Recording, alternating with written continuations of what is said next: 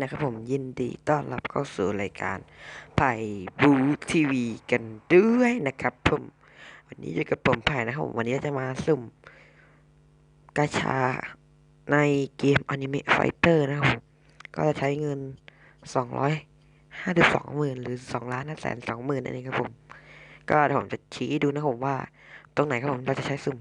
ไม่ใช่ตรงไหนที่จะสุ่มตรงไหนที่เป็นเงินที่เราใช้สุ่มนะครับผมโอเค ก็เดี๋ยวไปดูกันเลยนะครับผมสำหรับสุ่มนี่ไงครับผมที่สุ่มนะผมเราจะสุ่มหาตัวสีทองกันนะครับผมอ่าตัวสีทองเลยนะอืม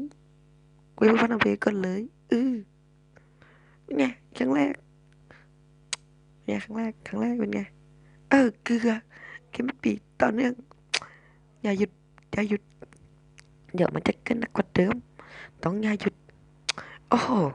เกมปิดปีเลยยัดมึงไปต่อเราต้องไปต่อ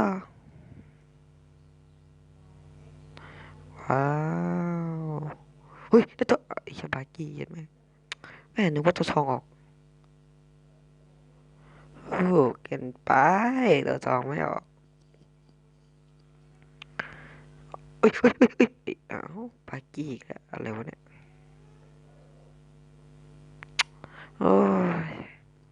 บากี้จะออกอะไร2 รอบทีเนี่ยเกลือโอ้โหสุดยอดทางฟ้าวเลยเกลือจริงๆโอ้เกลือ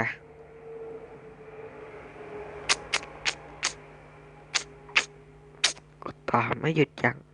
กด1 ครั้งเล่นๆปั๊บเกลือต่อเนื่องด้วยความเป็นแสง เอ้ยไม่มีเหยียดเคเอ้ยเอาต่อมาตัวทองมาไอ้เหี้ยเกลือ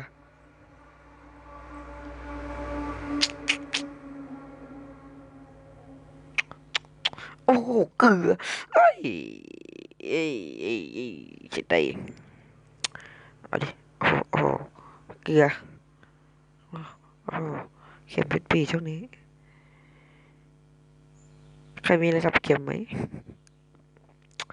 ถ้าตัวทองออกไอ้กูหลอกจ๋าเลยนะ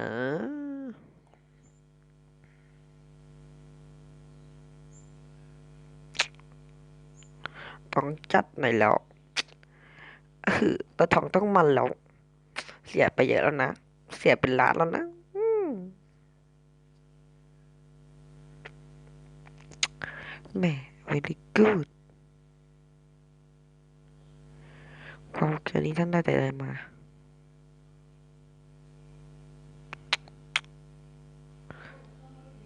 เราจะสุ่มให้เหลือสักเท่าไหร่วะเท่าไหร่ดีวะ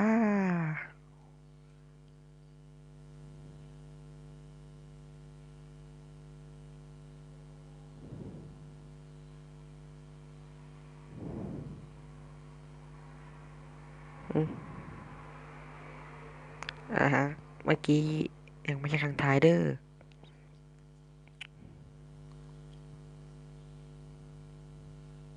มา10 ครั้งสุดท้ายเริ่มต้องเอาตัวไอ้อะไรอีก